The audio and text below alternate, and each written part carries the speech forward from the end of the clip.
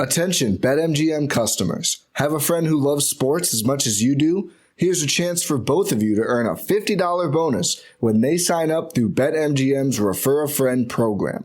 Just sign into your BetMGM account and click on the Refer a Friend program to send your friend a message inviting them to register a new account in the same state you use BetMGM in. Once your friend signs up and makes a deposit, they'll receive a $50 bonus. And once your friend places a bet with their bonus and the wager is settled, you'll receive a $50 bonus as well. Share the excitement and get a $50 bonus every time you refer a friend to BetMGM. Visit BetMGM.com for terms and conditions. Must be 21 years of age or older to wager. New Jersey only. All promotions are subject to qualification and eligibility requirements. Rewards issued as non-withdrawable site credit. Site credit expires in 30 days. Gambling problem? Call 1-800-GAMBLER.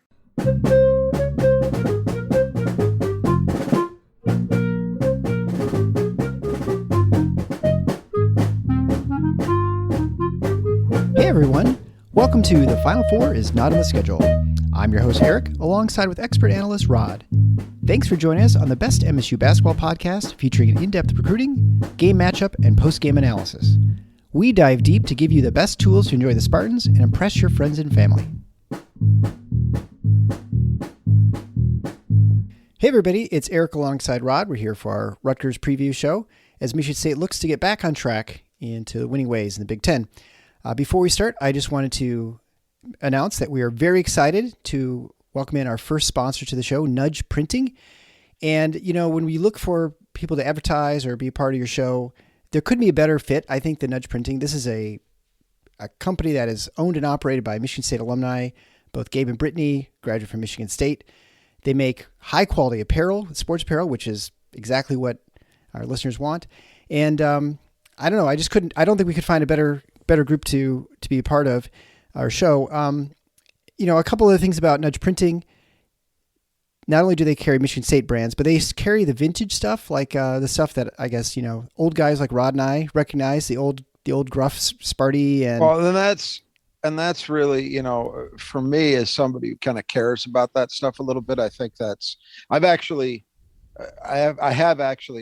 went back and discovered I have actually ordered a couple items from them before they were sponsors of ours. And as somebody who appreciates design, the fact that they go back and bring back some of these, not only stuff that you and I would recognize, but stuff long before us, yeah. I think is pretty great. And it's interesting. It stands out from the majority of MSU apparel that you see everywhere else. Yeah, and it's good quality stuff. I'm looking forward to getting my order coming in soon. The other great thing is there are 60 other schools that they have. I mean, every Michigan school is on there. So if you have a house divided, you know, if you want to get your Spartan gear and your spouse wants to get their Central Michigan stuff, you certainly could do that. They do have a school in Washington County, so if you need to get your Eastern Michigan gear, you're welcome to get that as well. There is a fence around that one school in Ann Arbor that they don't provide gear for. But, you know, we have to draw a line somewhere. And I think that's a pretty reasonable one that Gabe and Brittany said. Pretty good place to stop. Exactly. Yeah. They sell all kinds of cool stuff, too, like if you want decals for your car or cornhole. And so anyway, check it out. Listeners of the show actually get 20% off. So at the checkout, just type in Final Four and you'll get your discount there. And get back to us. We find out what you think about their stuff, too. But I think it's pretty great. And welcome so much. We're excited to have you, Nudge Printing. And you can find that at nudgeprinting.com. Also, you know, if you've not had the opportunity, please go and rate and review the show on your podcast player. We appreciate it. It helps other Spartan fans find the show. All right, so we keep talking about, and it's funny, you think we're recording like weeks apart, Rod, but the news seems to change daily on what's going on with Malik Hall. And so let's start there.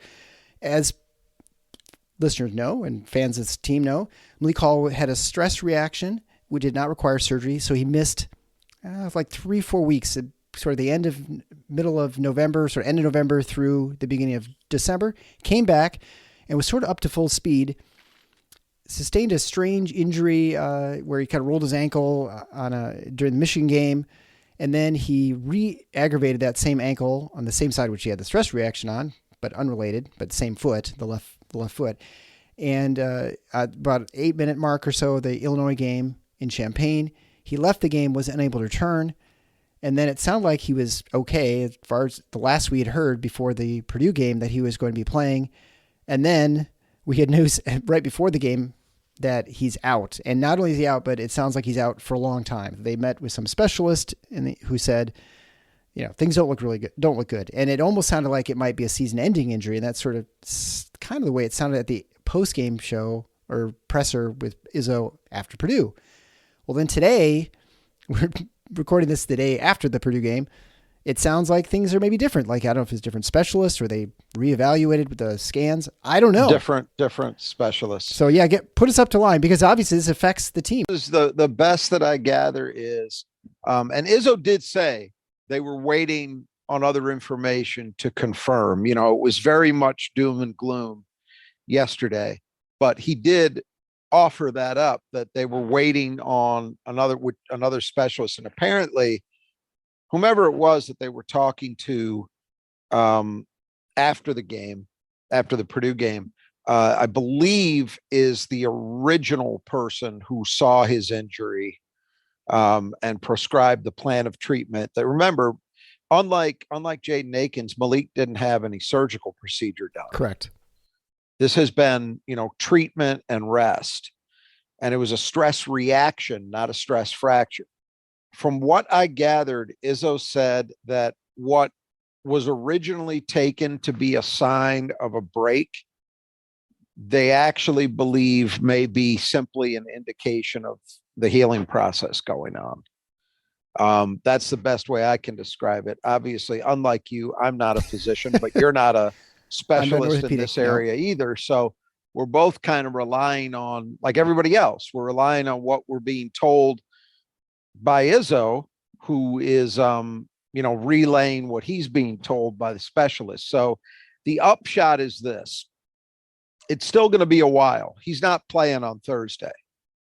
It's probably not going to be in the next week. He said maybe 2 weeks, maybe 3 weeks. But, and I would say this, not to be pessimistic, because I'm not. I'm actually really, as I think most MSU fans are, I'm thrilled to hear that the door is not closed on him this year. But is it possible that he still doesn't end up coming back? Sure. I think you have to. We're in very muddy waters here. I think we can all surmise that much, right? But I think that the good news is we are sitting here. What's today's date? The 17th or the 18th? 17th of January. Yep. 17th. If you could get him back by, let's say, some point in the first week of February, which sounds like that's what they're thinking right now, that's a lot of time to get him, assuming he comes back and he can stay healthy from there, which is a big assumption. But that's enough time to where at least you'd be getting him back into the swing of things, both for the stretch run in the regular season and then for the postseason. Yep. Now that doesn't solve all your problems. You know what you've got to do is you got to at least tread water until then, until he does come back. But I also happen to think there's some reason to be optimistic on that front. I mean, we did talk about that yesterday. It was an extremely difficult loss to take for a number of reasons against Purdue. But one thing that's different about this team now versus this team going into Portland and the few weeks after that is Jaden Akins is back and fully in the swing of things. Right.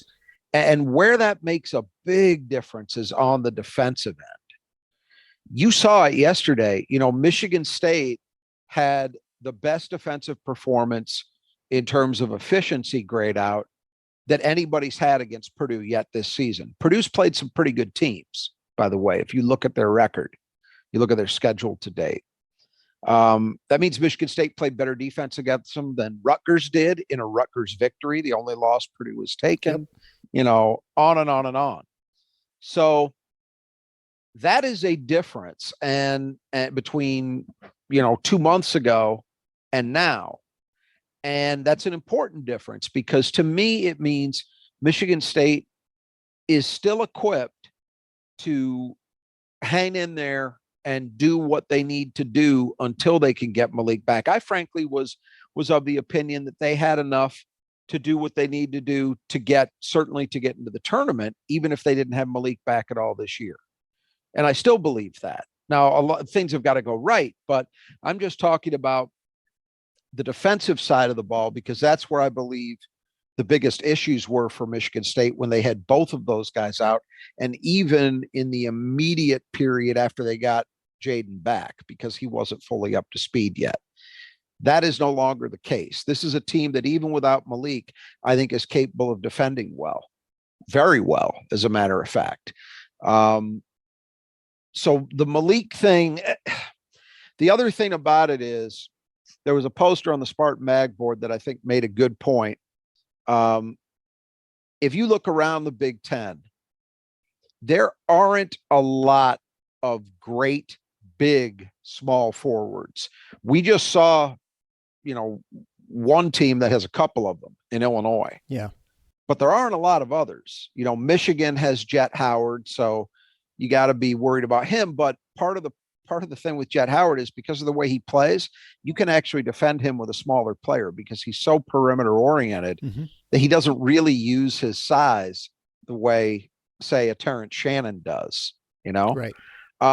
You get much beyond those teams. There aren't a lot of them. There aren't a lot of guys, 6'7", 6'8", 6'9" at the 3 spot.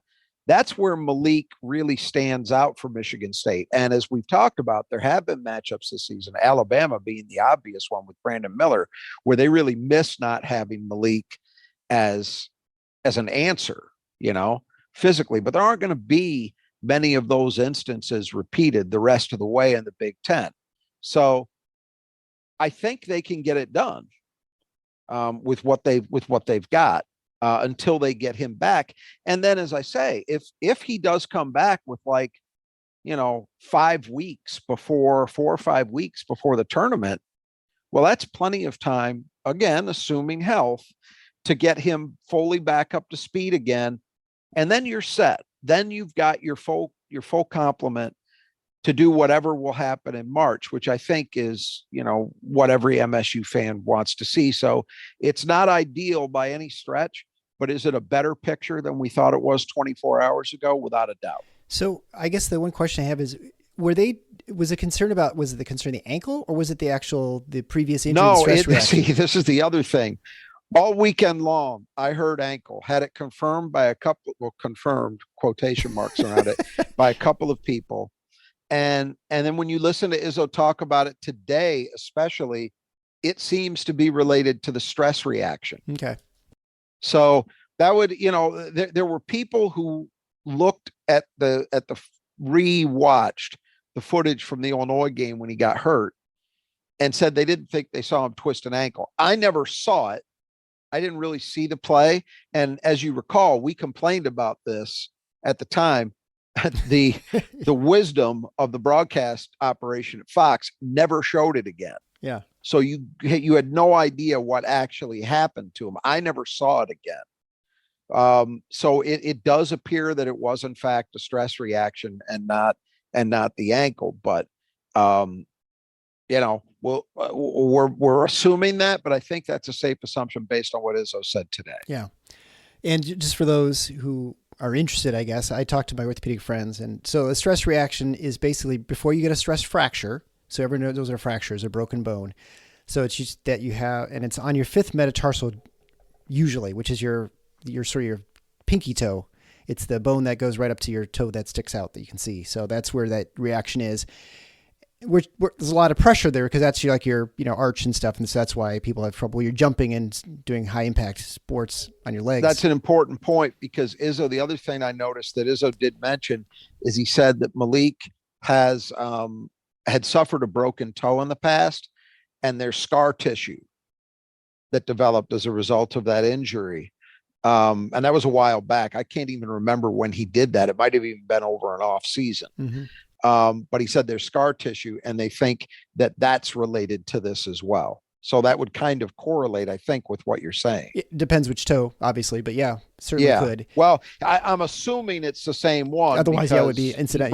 He brought it up. Yeah, so right. I don't know why he'd bring it up, but who the hell knows? Yeah, well, you could. Izzo's kind of goes all over the place too. Some way he's kind of rambles a little bit. He does, but I'm assuming somebody told him that. Yeah, right. So. Yeah, so and I do agree with you too. And I as far as Malik Hall's impact on the team, and the one thing that I find very encouraging about it all, the fact, other than the fact that he can come back. I mean, just looking at the schedule, if he comes back, say February 12th, which is a couple weeks from now, he makes it for the Ohio State game. Then they play the 15th at home against Minnesota, and then of course they have Michigan, Indiana, Iowa, Nebraska, Ohio State. You could still make 8 games or 7-8 games, but the thing that I was most impressed with Malik Hall coming back, it was different than with Akins. When Akins came back, he was clearly not the same player. Like, it took him a while to sort of come up to speed. When Hall came back, aside from his minutes not being, 28, 29 minutes, he looked just as much like Malik. Seamless. Right? And so my expectations when he comes back, that we'll see the same thing. Like, as soon as whatever minutes you're getting from him, you're getting Malik Hall. You're not getting some less than Malik Hall. Yeah, I was thinking about that today. You hope so. I guess it depends on, a number of things. Oh, the other thing we should mention, by the way, in all this is apparently he's out of the boot today. So there's that. Yeah. Well, the boot has become a precautionary thing that I know. Right? And so that's, yeah. But I'm not saying that means that he's ready to go tomorrow. I'm just saying, correct me if I'm wrong.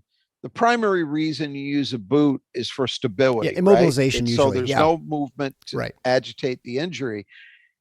So that would suggest that they don't think that there's anything that's going to be agitated by normal movement, by walking, normal moving around, which would, I guess, go along with the notion that they don't think that there's something of a great severity at work, that it sounds like the suspicion is it's just a little more of the healing process has to go on. Yeah. Right. Yeah. And it's tough. When you look at scans, I'll nod my head to the radiologist, inflammation, it's hard to know if it's new or if it's acute, chronic or acute. And so I imagine it's difficult to sort of discern the difference between, is this a new injury or is this just the healing process from the old injury?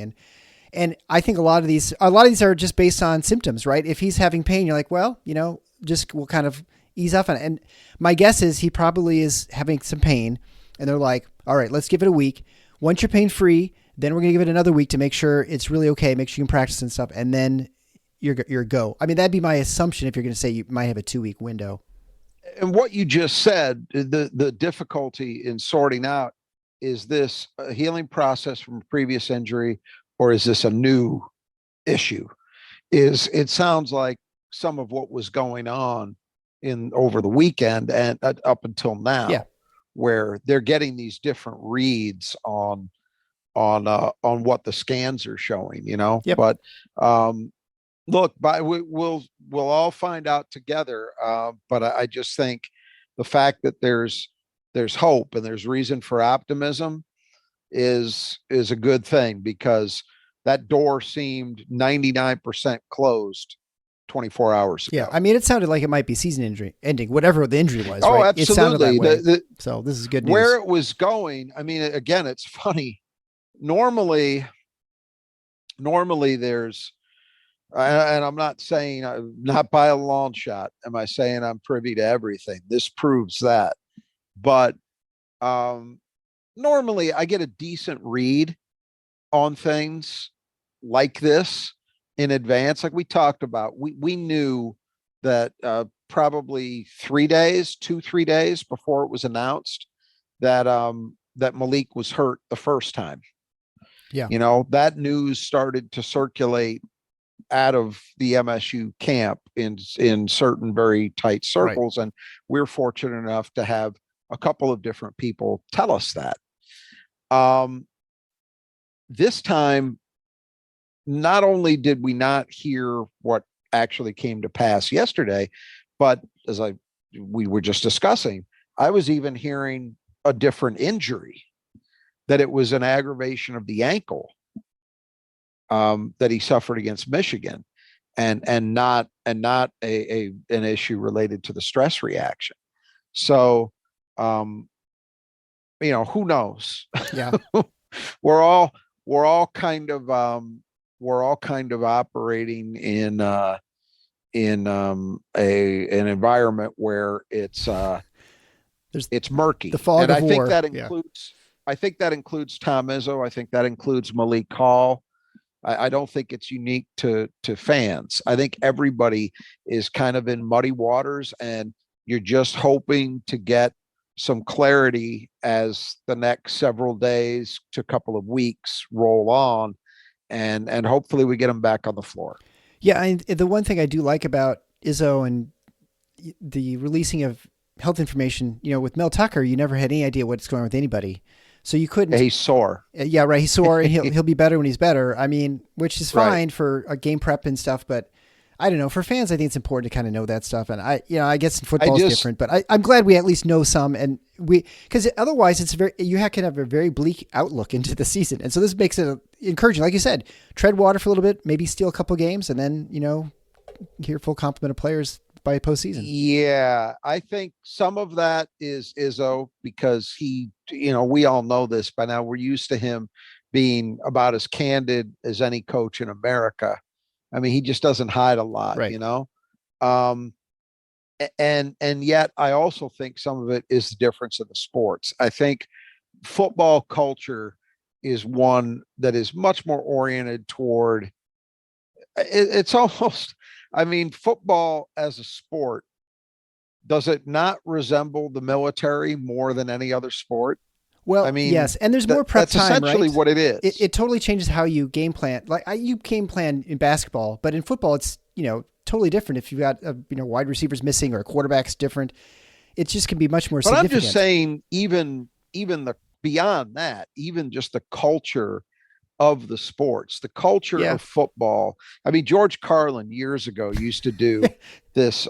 Yes, that's great. Hopefully some of you listening are old enough to remember George Carlin, but he had a joke about the differences between baseball and football. He's saying, baseball's played in a park. Right. Football's played in a stadium. Right. Or coliseum.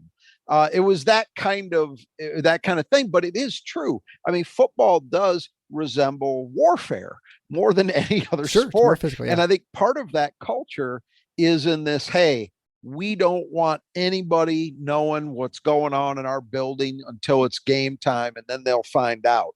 It's that culture of secrecy and keeping things close to the vest, and we don't want the game plan getting out, all of these things. Basketball, I'm not saying that everybody handles it the way Izzo does, but I think you're much more likely to have an openness in basketball than you are in football. So I'm saying all that to not entirely blame Mel Tucker for the way he approaches it, because I think that's largely consistent among most football coaches. But you're right. It's a very big difference. Yeah. For those who bet, it's totally different than the NFL versus, absolutely. Right? I mean, NFL, they have to announce all those injuries and make it, as much, I guess, openness as possible, because betting is so huge in, all sports.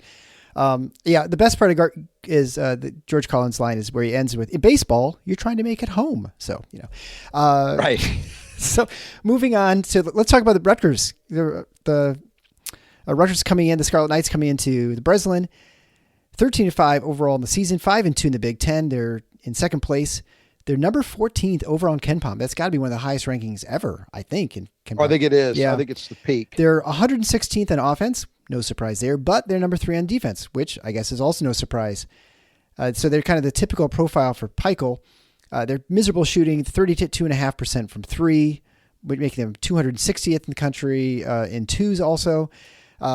They don't get to the line a lot, so only 193rd in free throw attempts per field goal average attempts. Turnover percentage is not very good. They're 104th, but they're rebounding really well on offense. They're number 33. They're no Purdue, but they're pretty good. They also shoot free throws pretty well when they do get there at number 74. On defense, this is where they shine. They're 13th in the country on twos. They're 13th against the threes. They're 26th in blocking shots. They force quite a few turnovers too. That makes them 13th in turnover percentage. and number 5 in steal percentage. They do foul quite a bit, so they're 97th in fouling. They don't defensive rebound great, which is kind of surprising for as well as their offensive rebounding, because they're only 157th, but maybe that's a reflection of their shot blocking. So in many ways, they're kind of like a usual Rutgers team, but they're just better than they've been in the past. Yeah, I think what's happened is the last couple of years, if you start at the beginning of Pikel's tenure, when they just didn't have very much talent at all, he very quickly established a culture, and that culture was built around defense and rebounding. And that made them competitive pretty much right away. They were able to at least be competitive because they did those things very well. And that's usually enough to keep you in games and allow you to steal a few, even when you don't have a lot of offensive talent. And they certainly did. As they got better talent, so I'm talking about as they got, the Ron Harper Juniors, and I'm drawing a blank on the kid that was the transfer from Texas, their guard, Young. As they got guys that were a little more talented offensively, they were still a good defensive team and still a good rebounding team. But especially the last couple of years, if you look at the numbers, they weren't what they had been in the early Pikel tenure. That has changed with this group. They are back to pretty much the Pikel staples, but they're doing them extremely well. And yet I still think, even though the offense is far from great, I still think the talent level is clearly better than it was in the early stages of his tenure. I mean, he's turned it around. They just got an announcement from a 2024 5-star recruit from Georgia committed to them yesterday. So they're not going to get him until the year after next, but they've already got a 4-star committed in that class. They add him, and I would think they are at worst co-favorites with Duke, and I would probably assume they're slight favorites for a kid named Dylan Harper, who is the son of Ron Harper Sr., the brother of Ron Harper Jr., whom I just mentioned, who is by most accounts a top 5 kid in the 24 class. Point being, their 2024 class looks like the breakthrough. When we were in the early stages of this podcast, I don't remember if it was our first year or maybe our second year that we were doing it, that Pikel got the job. And I was, Sam, my co-host at the time, and I were both immediately impressed by what he was able to do. Yeah. And my feeling about it had been, okay, I like the way this guy's going about his business, because he's establishing a culture. And then as he gradually increases the talent level, he should be able to become more competitive to the point that they could start competing for postseason bids. And then at that point, you'll see if they can really ramp the recruiting up, because Rutgers, obviously being a school in New Jersey, they sit squarely in the middle of very, very flush recruiting territory. Right. I mean, New Jersey produces a lot of talent, and you have access to the whole Eastern Seaboard, right? Mm-hmm. The problem is they've never been a school of choice in that area. So it's been very difficult for them. I think the first breakthrough was actually a kid that's on their current team, Omarui, their center, mm-hmm. was a top 50 recruit and a big get for them. That was the first sign that, okay, Pikel was starting to make that last step, that last breakthrough, to the point where he can actually attract high-level talent. And then at that point, you can maybe become a consistent contender for things. But he's now starting to flex even more muscle. I mean, the fact that they went down to Georgia and beat out North Carolina and Kentucky for a top 10 kid, that's, and I don't think Rutgers is I mean, not that there are any games you can really play anymore with the way the rules have changed, but I don't think Rutgers is, I've never heard anything about it. Steve Pikel doesn't strike me as that kind of guy.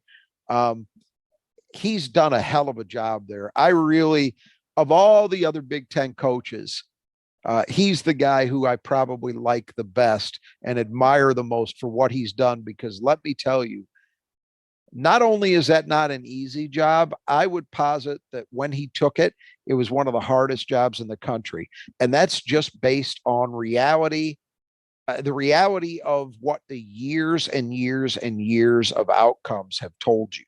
Yeah. at Rutgers, a very, very difficult place to win. And he has turned them into a consistent winner. They are looking to get their third straight tournament bid. And had it not been for COVID canceling the 2020 tournament, they'd be working on number 4 in a row because they were going that year too. Yeah. That alone is incredible in that job. But the fact that he's actually elevating them, and now for the first time, as we sit here, if Michigan State had stopped one more Purdue possession, we'd be talking about a game between 2 of the 3 teams tied for first. Right. Yeah. That's where he's got Rutgers. He's got him a game out of first. So for the moment, at least, they're actually in title contention. And by the way, they're the only team to beat Purdue thus far. Right. Yeah. So in Purdue, at Purdue. And right. And on top of that, they should actually only have 1 loss in the league because they got robbed in Columbus. Yeah. If people think back to that game. So he has done an amazing job, in my opinion. I admire the hell out of anybody that can come in and just create a program from basically nothing. And he did that. And now he's really starting to reap the rewards because he's finally at the point, whatever he is, year 6, year 7 into his tenure, that he's able to go out and compete for really, really great players. And that's what it's going to take, I think, to elevate their offensive performance. I mean, you mentioned they're not good on but offense is typically where talent or lack of talent will show up. Mm-hmm. You can scheme and grit your way into effective defense. Now, I think it's more than that. He's recruited to it, and he's recruited to rebounding. So I think it's more than just, guys that are working hard and they're coached up. But the fact is, you can do that with guys who, for the level, are maybe the level of player, maybe more marginally talented, but you can't fake shot making. Yeah. You just can't. Eventually, if you don't have a higher degree of talent in terms of ball skills on your roster, you're going to run into a little bit of a ceiling on offense. So if he can get that level of player, which he's doing now, to come into his program, and this is the tricky part. The hardest trick for him yet to turn is he's got to be able to get guys at that level to buy into his thing. Right. So yes, they have the talent to be better offensively, but are they going to defend? Are they going to rebound the way his teams have in the past? That is what has put Tom Izzo into the Hall of Fame, by the way, is that he has always been able to recruit great talent, great athletes, guys with great ball skills, and get them sooner or later. It can take a couple years in some instances, but sooner or later, he gets them to buy into his thing, which is not too dissimilar from Pikiell's in a general sense. You got to rebound and you got to defend in order to play at Michigan State. And he gets those highly talented players to buy into that. And that's why he's in the Hall of Fame. So, yeah, anyway, that's enough of the Rutgers PR machine. But as opposed to some of the things you'll hear me say about other programs in this league from time to time, Illinois, Iowa, Michigan, Ohio State.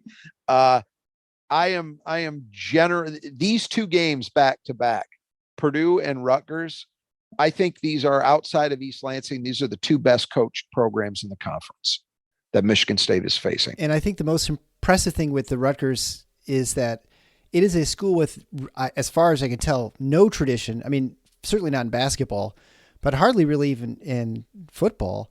And it's an athletic department that's like, and their athletic department is kind of, I think they've been like losing money. They're a money loser. I mean, they've been, so they've had all kinds of problems. So I can't imagine they have the best facilities. I mean, it's got to be hard to sort of create a winning team, in the major sports. Here's what they've got. They have 1 Final Four, which was in large part fueled by the recruiting efforts of one Dick Vitale. I've heard as of an assistant coach. He brought in the guys who led to that Final Four in the mid 70s. I think it was 76. And I believe, if I remember correctly, isn't it Rutgers and Princeton played the first intercollegiate football game in history? Yeah, I believe that's the case. A tradition And like that's no kind of other. it. Yeah, right. Exactly. That's kind of it. That's where it stops.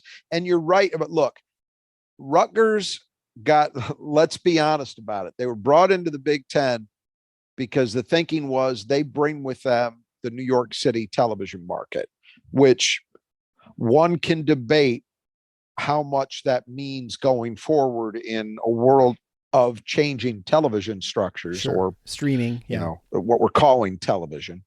But it was, for Rutgers, it was a lifeline. The two programs that got added in that cycle, Rutgers and Maryland, were both, Maryland too, were in horrible shape in terms of their athletic department finances. So the Big Ten, not too dissimilar from UCLA, at least in this next round. USC was maybe a little different, but UCLA was in bad shape. So the Big Ten really threw Rutgers a lifeline. I'm not sure where they are now. I have to believe that this many years into their membership, they are in, and certainly with the new contract coming into place, they'll be in solid ground going forward. But you're right. Look, everybody loves the rack. What is it? Jersey Mike's now they call it. Yeah, it's right. the rack. Yeah. Just like I'm not going to call Assembly Hall in Champaign State Farm Arena. It's Assembly Hall. Yeah. But the rack has become this great building because people love the old school feel of it, the intimacy, and it is a great home court advantage for them. But let's be honest, it won't last long. It's kind of to be honest, it's kind of a facility, right? And I don't know that they have a practice facility. I'm kind of doubting that they do. I haven't looked into it, but you're right. That's another reason why it's really impressive what Pico has done, because he is not operating with the same ammo that Tom Izzo or Chris Holtman or Mike Woodson or any of these other guys, Matt Painter, any of these other guys have at their disposal. He's kind of got, if not a full hand tied behind his back, then at least 3/4 of one. And yet here he is. Should we talk about the players now? Sure. All right, let's go through the starters. We'll start with the guy, and I struggle this every time, is I can't help but think of MASH, the TV show. Paul McCahey, 6'6" senior, averaging 8.6 points a game on 41, 39, and 89. He grabs 3.7 rebounds a game, leads his team in assists with better than a 2-to-1 ratio. Tall guy, smart, and he is a player that I've always liked, even when he was a freshman, and he just continues to get better and more skilled. Yeah, me too. It's funny because on the merits, he should be a really hateable guy. And I imagine in some fan bases, he probably is. I don't know, but he's a white guard, which that alone can get some people's hackles up, especially if they're, shall we say, assertive on the court and boisterous. And he wears a headband. Right. That doesn't help. He just checks all the boxes for obnoxious opponent, but I still like him. And that's after he chewed Michigan State up last year. If you remember that game that Rutgers blew MSU out, he had 15 points and 12 assists. Yeah. And he basically spent, as I recall, at least the entire second half, it seemed he spent in the middle of the lane, either backing MSU guards down and scoring or just spraying the ball to shooters from that spot. And we've seen this year in the Big Ten, as much as at any time in recent memory, I mean, if you look at what A.J. Hoggard has done playing kind of that way, you look at what Jalen Pickett has done at Penn State playing that way, Mulcahy is capable of doing those same things as well. And he really worked MSU last year doing exactly that. He's the guy who makes them go. He just makes really good decisions. He's a good passer and has good court vision. And the fact that he's 6'6" doesn't hurt either, because he can see over defenders frequently. Very good shooter. He doesn't take a lot of shots, but when he does shoot, 39% from three, this is a bad 3-point shooting team. He's one of the two guys I don't think you want to leave open. Sure. Yeah, especially after last game. Well, and he's also a good defensive player too. Yeah, right. On top of that, well, that almost goes without saying at Rutgers. And then you were talking about spraying the ball around. Well, the guy he's been spraying around to a lot this season is Cam Spencer, 6'4" senior transfer from Loyola, Maryland. He's been more than they had probably expected. He averages almost 14 points a game and 47, 47, and 94 shooting, 3-to-1 turnover or assist to turnover ratio, and averages almost 2.5 steals a game. He is a problem, and he's been a problem for a lot of teams. He's also won 2 games this year with buzzer-beating shots. So he's been a guy who's stepped up in big moments for them and made plays. He's a really interesting guy. I think you're right. They thought he would help. I don't think they expected he would be this big a factor on their team. There are 2 guards in the conference this year, above all others, that I think have done that transfer up thing and been really, really good. He's one. The other is Andrew Funk at Penn State.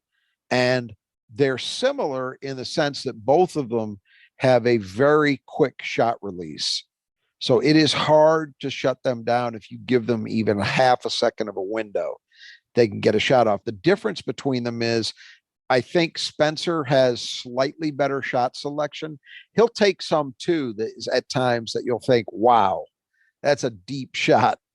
But he hits enough of them that you can't really blame him. Look, 47% from 3, it's pretty simple. You got to know where Cam Spencer is at all times. Yeah. Another interesting thing about him, you may remember a few years back, maybe it was 3 years ago, Northwestern had a very unusual grad transfer. They had a guy named Pat Spencer who transferred in. He was a lacrosse player, right? Correct. Yeah. This is his brother. Ah, okay. So there's a little bit of a Big Ten connection there.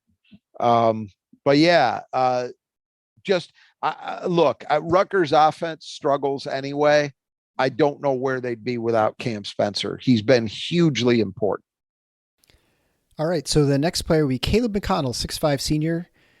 He averages 9.8 points a game on 43, 21, and 76 shooting, and also pulls down 5.4 rebounds a game. Great defensive player, reigning defensive player of the year in the Big Ten. He started at Nebraska, if I recall. No, he's always been at Okay. Rutgers. He's been plagued by injury problems at times, but man, when he's been healthy, it's funny because earlier in his career, he's not a great shooter now, but he was really bad. It was rough, but he was just one of Peichel's guys. You could see that Peichel kept playing him over other guys that looked like they might have a little more offensive talent just because he really liked the versatility and the defense and the grit and the smarts that he played with. Well, all that's continued. And although he's still not a great jump shooter by any stretch, he's better able than he used to be to find ways to score, but he's an elite defensive player. I mean, returning Big Ten Defensive Player of the Year tells the story. Just a really, really good and versatile perimeter defender. He's big enough that, he could guard basically for sure anybody 1 through 3 at the very least. Mm-hmm. So this is across the board. It is a very experienced and very strong defensive group, this perimeter threesome for Rutgers. This is one of the few games where I think you go in and you don't feel like Michigan State necessarily has a decisive advantage. I think that they are better in certain areas than Rutgers guards are. I think Michigan State is more athletic, certainly, and certainly more explosive offensively. But man, you look at 6'6", 6'5", 6'4". Yeah, they've got good size. They all know what they're doing. They've been around a long time. At least with Mulcahy and McConnell, they've played together for a long time, 4 years now. And they're all capable passers, and they just play the kind of basketball that Steve Peichel wants, to put it succinctly. Then we'll talk about Mawat Mag, 6'7" junior. He's been injured a lot, but he's averaging 7.6 points a game on 47, 26, and 74 shooting and pulls down 5.4 rebounds a game. Yeah, he'd had injury problems his first 2 years, which sort of limited him, but he's been healthy this year. And that's a big boost for Rutgers because he gives them, again, he's not your standard issue four man, in that he's not particularly big, and he's also not really a credible stretch threat, but he gives them some athletic ability. He plays with a very high motor, and that's been good enough. He's been productive enough for Rutgers to feel pretty decent about what they're getting out of him. And finally, Clifford Amaruyi, 6'10" junior, one of the better bigs in the conference, averaging 13.2 points a game on 49, 22, 62 shooting, grabbing 10.1 rebounds a game and blocks 2 shots a game. I mean, he's dominant now. I mean, I think he's going to be a problem. It seems like we say this with every team we go up against. This is what I've been saying, right? That you just go up and down the Big Ten, and that's the thing. We've seen guys in recent weeks like Derek Walker or Danger at Illinois, guys that most people don't talk about very much, and they're really good players. Kroll at Wisconsin, this guy, I think, in my opinion, if you say that the upper echelon in the league is obviously Edey's in a category of his own, yeah. And then after that, you probably talk about, I don't know, you talk about Dickinson. I guess I'd have to think about and Trace Jackson Davis. Those two guys would probably be your next level down. And then I think the third level, this guy is in that group. Yeah. And maybe even you might be able to talk me into putting him in the Jackson Davis Dickinson group, because he's averaging a double-double. So you start with that. He's doing a lot of damage. He's as good a dunker as there is in this league. When he gets the ball around the rim, he attacks it. Yeah, he's strong. I mean, he doesn't leave doubt. Yeah, he's strong. He was a highly regarded recruit. He was the first major recruit that Steve Pikiell landed. And I think he was up and down. Injuries held him back a little bit at times during that freshman year, which was a weird year anyway with COVID and all of that. I thought last year he made noticeable steps to becoming a consistent game in, game out threat. And now I think he has fully arrived as the level of player that they thought he was going to be. He's athletic, he's strong, he's big. The one knock, two knocks. One is, I think at times he can get, we touched on this when we were talking about their team profile. He's a very good shot blocker, but I think he suffers from occasionally getting a little greedy in that area. And I think that contributes a bit to Rutgers maybe not being as good a defensive rebounding team as you might expect them to be, because they're very mediocre. They're middle of the pack nationally. And I think some of that's on him. Two other things. Another thing, he doesn't shoot free throws particularly well. He's in the low 60s. That can be a problem for a big man who's going to draw a lot of contact, usually will get a lot of opportunities. We saw in the Purdue game yesterday, Zach Edey goes 6 for 7 at the line. That's a big, big positive. When you're big man, he can go to the stripe and nail free throws. Right. And Rutgers doesn't quite have that. And the other thing, it's a relatively minor thing, but it does stand out to me. He's taken 18 threes this year and he's hit 4 of them. Yeah, weird. He should not be attempting 1 3-pointer per game. That shot should be a rarity. To me, that's almost, if you're Steve Pikiell, that's like a turnover. Yeah. When that guy's taking that shot, he just shouldn't, if you want to say once in a great while, when a shot really presents itself, the rhythm of the game is such, not even is he open, because he's probably open all the time from out there, but is the rhythm of the game such that it makes sense to take it? Okay. And that probably only comes around once every 3 games. Sure. Not once a game. But again, you look at all the positives he gives you, it's a minor complaint. Well, then we'll look at the bench for Rutgers. First, we'll start off with Andre Hyatt, 6'6", 225-pound junior, transferred last year from LSU. He's averaging 9.6 points a game on 39, 31, and 76 shooting, and grabs 4.5 rebounds a game. Yeah, I like him. He's been a part-time starter for them. He's coming off the bench now that they've got everybody back healthy, because they had some injury issues earlier this year. Their overall record, they've got 5 losses, but a couple of those you might attribute to Mulcahy and McConnell being a little banged up at times. Since they've gotten everybody back, I think Hyatt's moved into a 6th man role, and he's really good. I like him. He's an undersized 4-man, but he plays hard. He's strong. He's reasonably athletic, and he's got a high motor. Respectable-ish shooter.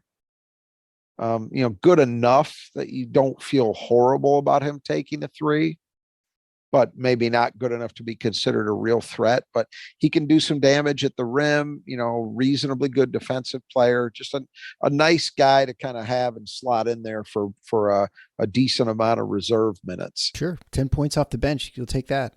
Derek Simpson, 6'3", freshman guard, averaging 6.7 points a game on 35, 24, and 81 shooting. He has 28 assists to 18 turnovers. So, freshman, and he's playing about half a game. Yeah, he's been good, though. I wasn't expecting him to be as good as he's been. I think the next step is going to be that he finds more consistency as a shooter. But based on what I've seen from him, I think he's a guy that they will expect to follow in the line of guys like McConnell and Mulcahy, and that over time he's going to unlock more offensively. 6'3", and he can play point guard, so he's got good size for that position, looks to be a good athlete, and he has a look of a guy who should be more effective offensively than he's been. So I think it's a matter of time, but he's given him 20 minutes a game off the bench as a freshman, and he's leapfrogged a couple of guys in that rotation to get to that spot. So they obviously like him and think he's got a bright future as, another bigger 2-way guard for Rutgers. Next will be Antoine Woolfolk, 6'9", 250-pound freshman, averaging 3.1 points a game and 2.2 rebounds a game in about 9 minutes. Yeah, he's another one that I think you can feel good about if you're Steve Peichel down the line. For this year, it's pretty simple. He was a former high-level football recruit, but they convinced him to play basketball. I believe he's from Cleveland. So kind of an under-the-radar guy because nobody was really sure which sport he was going to play, and he wasn't seen as a high-level recruit. But I've seen enough just in his reserve role to think that was a worthwhile gamble. He's already a pretty good finisher when he gets opportunities, and he's got a nice combination of size and athletic ability that I think he's got a chance. He's got a chance to maybe be a starter down the line. For now, all they need from him is like 1 4-minute turn per half, right, just to give Omarui a break. And he at least gives them that physical presence and, again, decent athleticism at the same time. So another nice recruiting find, I think, for Peichel. I think he'll be good. Let's move further down the bench. We get to Dean Reber, 6'10" junior, averaging 1.6 points a game and a rebound a game in about 7 minutes, shooting 37, 23, and 50. Yeah, I forgot to. I went back and I looked at Mulcahy's stats from last year's game. I didn't check Reber's, but I have this haunting memory of Reber busting MSU for at least a couple of threes. That's what they expected from him. When they brought him in, the thought was, this is a modern stretch 4. He's 6'10", so he can do some things in the paint, but he can also hit threes and force a defense to extend and allow us to spread the floor. It hasn't quite panned out. He's never really been able to consistently get his jumper dialed in. And so that's been a limiter for him offensively because he's really not a back to the basket guy. He's not going to score in a lot of other ways if he's not hitting the jumper. But he's playing consistently. He'll likely see the floor at some point in this game. And finally, Jalen Miller, 6'2", sophomore guard, who plays occasionally. Yeah, and they really, they brought him in last year and they really liked him defensively, and I think they still do. And he played a role for them last year, but he's kind of been, I mentioned, he's been leapfrogged by Simpson. So I would still think he's got a chance to be more of a factor as he matures, but I don't know if he's going to be the main man that they thought he might be last season as he becomes an upperclassman.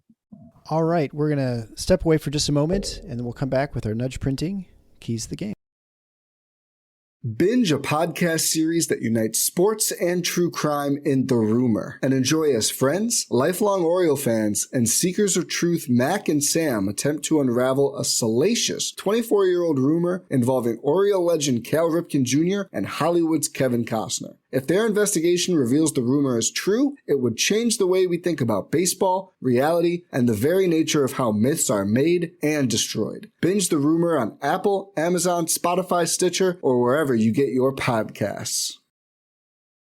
All right, nudge printing keys to the game. 5 keys. The number 1 is Spencer. He is definitely a problem, and he's not someone that Michigan State has faced before. Yeah, fortunately, they've seen guys of this ilk. The closest comparison, and it's an easy one to make because they're both kind of bigger, white transfer up guards in the Big Ten this year, to me, is the kid at Penn State, Funk. But I think Spencer is, as I said, has a little better sense of shot selection. He has, which makes him right. He has a sense. He has a conscience. But I think that makes him a little tougher because he's not gonna be as likely to take a questionable shot. And here's the thing: the guy's shooting 47% from 3, and he's their leading scorer. So he's obviously number 1 on your scouting report. I think this is an interesting game strategically for Michigan State. We're coming off one where they basically decided they're not going to let, kind of the standard issue Purdue game plan, where we're not going to let Purdue take a lot of threes, and we're going to let their post kind of work one-on-one. We're not going to send a lot of help. The one exception to that was Michigan State did send help off of Ethan Morton. Correct. And they managed to bait Morton into taking threes, and he missed them all. He was 0 for 3, I think.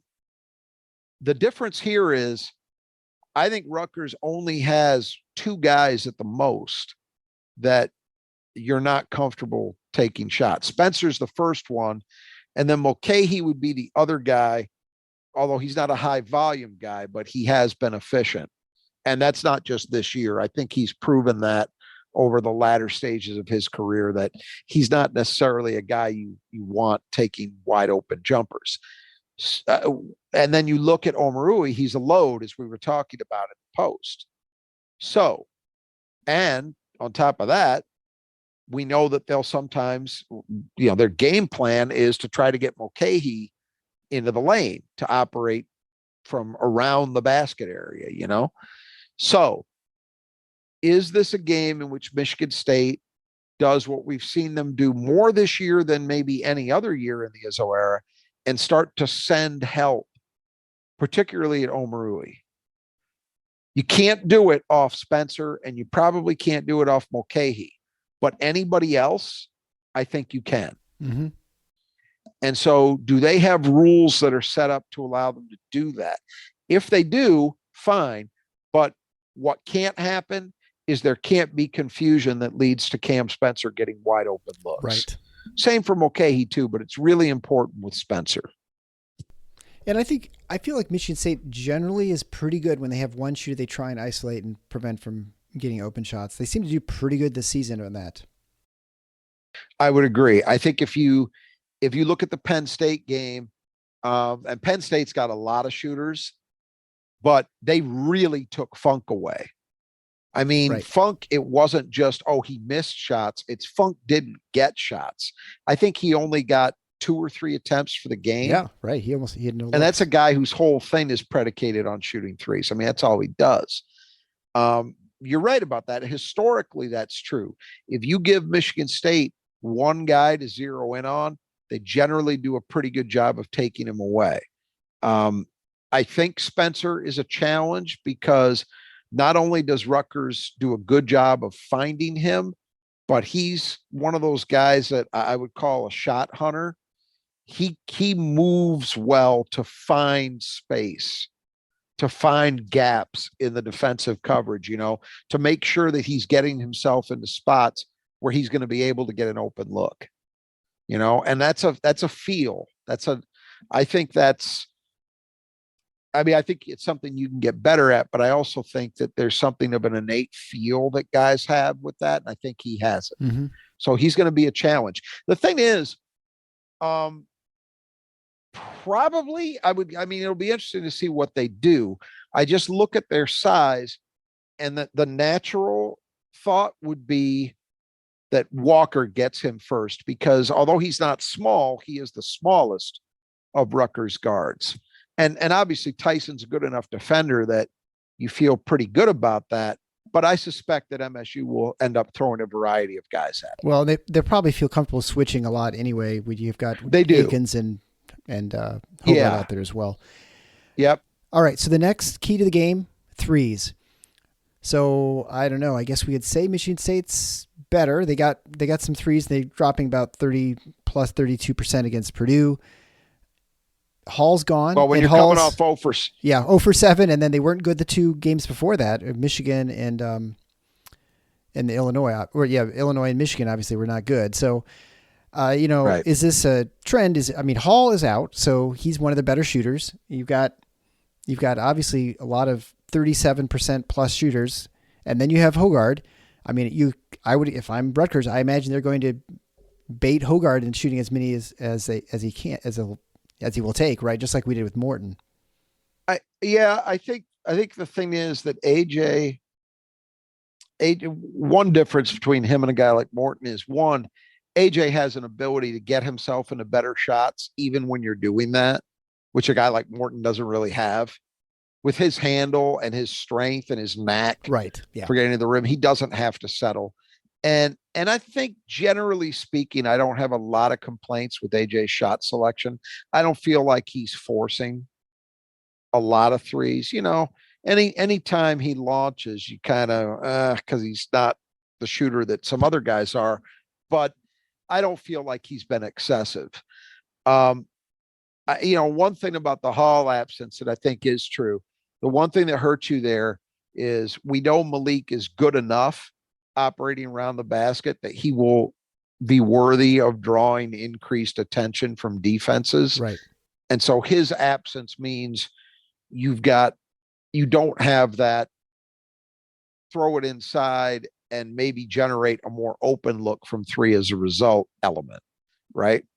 But look, the bottom line is it is tough for Michigan State to generate enough offense to win these higher level games if they're not being productive from 3. So I would like to hope that what we saw in the second half when they were 4 for 11, and that counts the last right. Yeah. They had, I would like to hope that that's an indication that they're coming out of this little mini funk that they've been in. But it remains to be seen. Rutgers is good defensively any way you take it. They stop you inside the arc. They stop you outside the arc. So you can't count on MSU getting just a ton of clean looks. But I would say that Rutgers doesn't always face the shooters, nor do they face the passers that Michigan State has. Yeah. So I do think there will be opportunities, and Michigan State's got to cash in. Yeah. Well, I think that, and that, even look at that Michigan game, it's not like there were a lack of opportunities and good looks. They had plenty and they just weren't dropping, and they have to hit them. And they had them against Purdue as well. And they missed those open ones. The one game where they didn't get that was Illinois, because Illinois just sold out to take them away. Yeah. These other games, I thought yesterday against Purdue, I thought they missed a lot of good shots. Yeah. Brooks had a couple that he was hitting earlier in the season. Hauser missed some good looks. Yep. Akins. Yeah. Yeah. All right. So the number 3 key to the game, penetration. And this is of the defensive type. Yeah. And Rutgers is not, normally when you talk about that, what you usually mean is guys taking you all the way to the rim.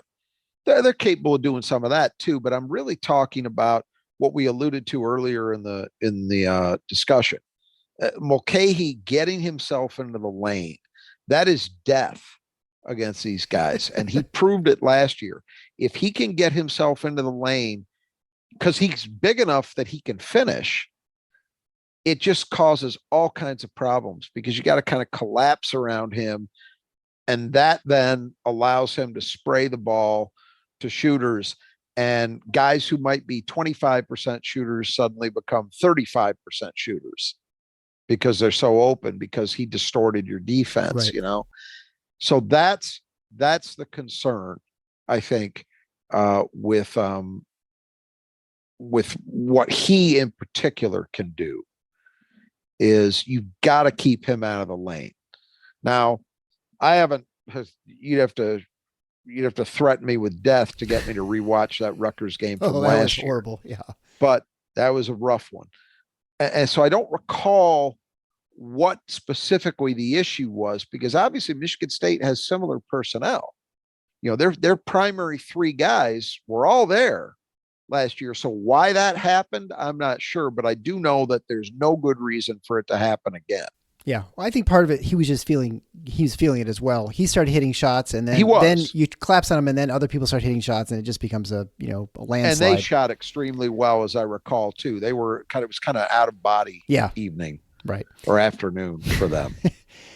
Number 4 key to the game, turnovers. Michigan State has been a much better turnover team than usual Michigan State teams. Still top 50. But they've hit double digits the last couple of games, and there have been a couple silly mistakes. AJ Hogarth avoided a couple dumb turnovers that they fortunately didn't give the ball up to Purdue, but just throwing off Joey Hauser's back. They got to avoid the self-inflicted ones, and then that's probably the big thing, to not give a team that has trouble scoring extra opportunities to score. Yeah, the difference in this game is Rutgers has been, and the difference really in this Rutgers team versus some other ones that have been good defensively, is this group actually does ball hawk. I mean, they're rated extremely highly in terms of steal percentage. Cam Spencer alone is getting about 2.5 steals a game. So your guards have to be conscious of that.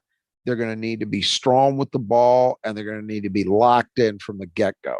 The biggest problem I see here is if Michigan State is committing live ball turnovers, which steals are by definition, that could lead to Rutgers getting easy scoring opportunities. And this is a team that struggles enough offensively. You don't want them.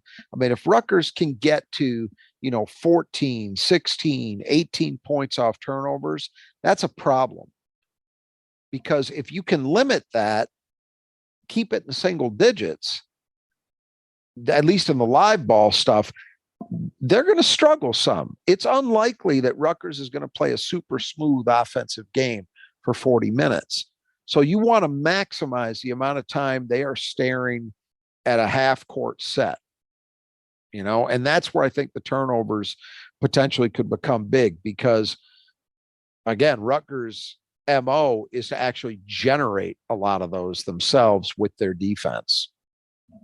And speaking of not allowing people to have second opportunities, defensive rebounding. Michigan State, I don't know, are they elite? I mean, what level do you have to be on to be considered an elite rebounding team defensively? Well, they would qualify. I would think top 20, top right? 15. Top 15, yeah. And they still are for sure after last game, I would think too, with Purdue. So can you do it again? And, a team that has trouble shooting, trouble scoring, can you just limit them to one attempt? Because I think they're going to be obviously a difficult team to score against. So you got to, you can't give them extra opportunities. Well, look, coming off, I mean, no offense to Omarui, who I've said I think is a great player, but when you're coming off battling Zach Edey for 40 minutes, and he played almost all of those 40 minutes, anything's going to feel like a relief. It's going to feel like they're at least back to playing someone who's part of the human race, right? Right. So, but that said, Michigan State's got to be locked in once again. The Big Ten typically, and this year is no exception, there's some variance. There's certain programs that historically, Wisconsin would be one of them. Michigan often under Beeline, and more recently have gone back to that under Howard. Northwestern's never been a big offensive rebounding team. There's some programs that don't emphasize it, but there are always several who are right near the top nationally, at least in recent years. Purdue is one of those. Illinois has tended to be one of those. Michigan State historically, although not this year. And then Rutgers under Peichel. It's part of their MO, and part of their culture. It had slipped the last couple of years a bit from where it was earlier in his tenure, but they're back I think they're in the top 40 nationally right now. So they're going to pose a challenge. When a team shoots as poorly as Rutgers does, one thing you cannot do as a defense is keep giving them additional chances to score. Right. So if MSU can do the job they've been doing in terms of ending possessions with one shot, that's going to help a lot. All right. Well, the game is Thursday evening at 6:30. Michigan State is favored by 1 point per KenPom. And I don't know, anything else to add to the game? I guess the one question I'd have with this is, we talked about a little bit after the Purdue game and Pierre Brooks, and without Malik Hall, there are lots of minutes you're starting to log with people, especially someone like Joey Hauser. There's not a whole lot of relief on the bench for Hauser. I mean, I guess you could, outside of Brooks, I mean, I guess Whitens can play the 4, or do you bring in Cooper? I mean, you need more out of this guy. Now, maybe you can hide him a little bit more against Rutgers because they're not going to be, scoring as much. And so maybe he doesn't hurt you as much defensively, but I feel like you've got to get more out of Brooks these next 5-6 games, whatever it is that Malik Hall's out. Well, I think it's at least as much as it's important for MSU. I think it's important for Pierre Brooks's career at Michigan State. For sure. Because it really starts to feel like either you stake a claim now or the opportunity just may not be there. I mean, it really does start to look that way. When you think about what they've got coming back, you think about what they're bringing in, and then you also think about what they could add or return yet from this team. If say Malik Hall decides to come back, which, I'm not expecting, but I'm also not ruling out because it is possible. Where is there a role? Yeah. For Pierre, it's kind of hard to see it. So it's big for him. I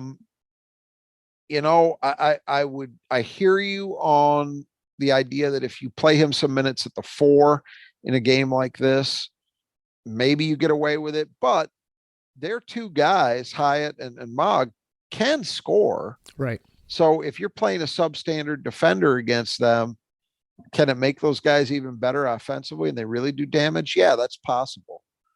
I guess the one thing I would say is neither one of them presents the kind of